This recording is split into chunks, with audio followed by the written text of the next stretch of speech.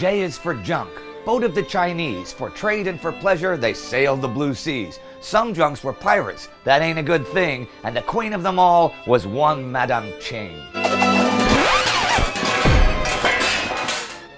I'm Indy Neidell, and this is the World Dictionary, today featuring Ching Shih. She was also known as Madame Ching, and she was a pirate. Now that sounds pretty cool right off the bat, but a lot of pirates were complete dicks, so let's see where she stacks up. She wasn't born a pirate, though let's be clear, people were back then. There were families who were all pirates over many generations. Ching Shih was born in Guangdong in 1775 and grew up as a prostitute in Canton, possibly also a madam, but it's hard to know for sure.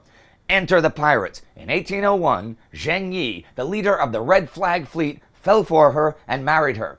Either he ordered a raid on the brothel where she worked and ordered her brought to him, or he just asked her. Sources conflict. She agreed to marry him, though, as long as she could be an equal pirate partner, and he was cool with that. He, by the way, was from a pirate family that had been pirating for 150 years. Anyhow, they ran the fleet together and were very successful. The fleet grew from a couple hundred junks, Chinese sailing ships, to over 1,500 of them and would one day number over 50,000 pirates. The fleet was color-coded with red, black, white, blue, yellow, and green fleets as subunits. They formed the Cantonese Pirate Coalition, which is not a bad name for a 90s band, and they swashbuckled, is that a word, swashbuckle? They swashbuckled the sea. However, Zheng died in November 1807.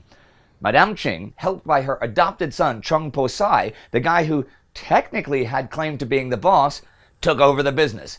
As a pirate lord, she was very organized and very strict. There was a system of laws and taxes for how things worked, and woe betide those who did not follow it.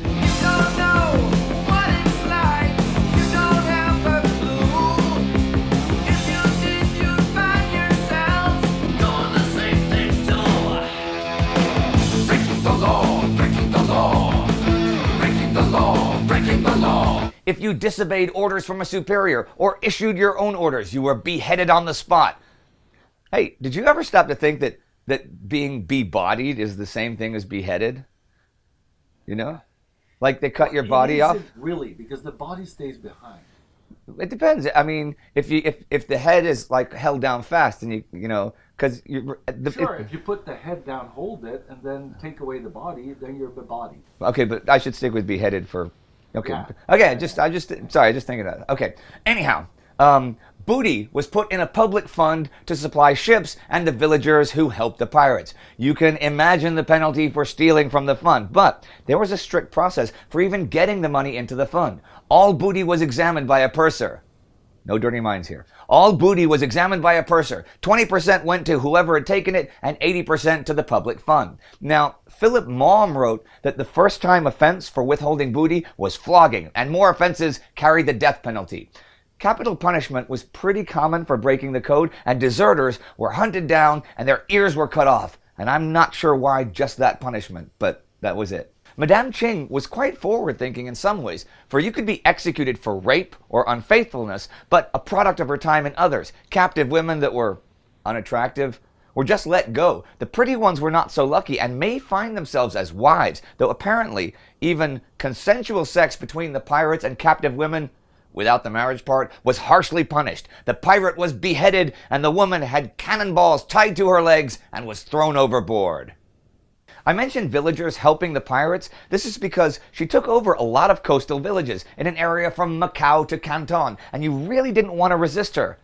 Not for nothing was she called the Terror of South China, and those who resisted may well have their feet nailed to the deck and then be beaten. In one village, they beheaded 80 men and then sold the women and children into slavery. A lot of beheading going on.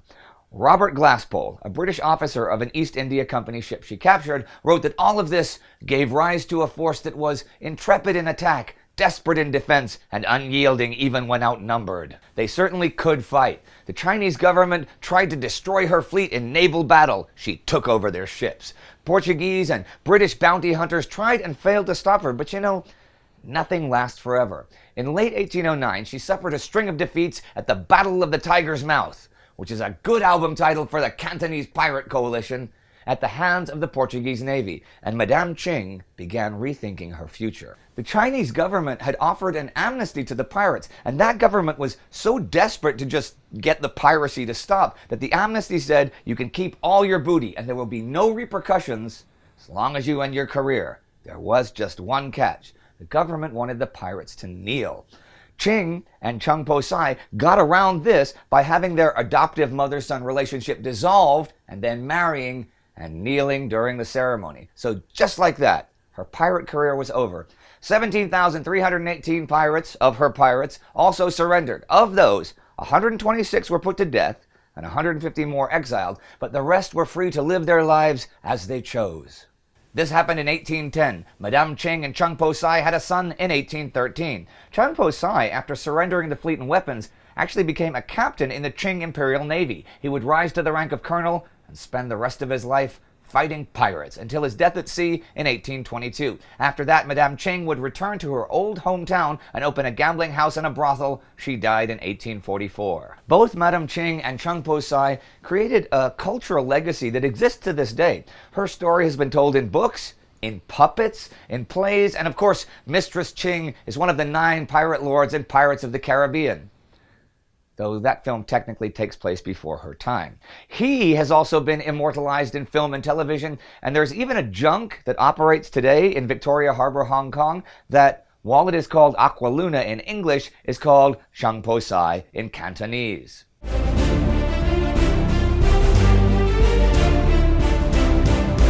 But was she a dick? And I guess we can lump him in there too. But this is really about her. Let's look at her achievements. Well, all of them are pretty much illegal by any measure, so that's not a good start. She did rise from nothing to ruling an empire of tens of thousands of people, which is a feat. However, those people were pirates, which is not so good. She created a strict legal code that did limit the outlaw behavior of those pirates, which was probably a good thing. And Chung Po Sai did eventually spend over a decade hunting pirates and bringing them to justice, which is also good. On the downside, they were responsible for, piracy, which involves stealing the money and possessions of innocent people, and she pretty much maxes out on the negative achievement scale for that. As for being a dick, just the fact that you behead people and have their feet nailed to the deck of a ship makes you a dick. There are many other means of punishment that would likely maintain discipline equally well, and even if not, you shouldn't be a damn pirate in the first place, because stealing from people and killing them if they resist makes you a first-class dick by definition, not to mention selling people into slavery. But hey, at least she and her ilk inspired all those pirate movies and pirate novels. Okay, that's it for today. If you know of any dicks throughout history that we should talk about, let us know who they are in the comments and tell us why. Remember, living people do not count.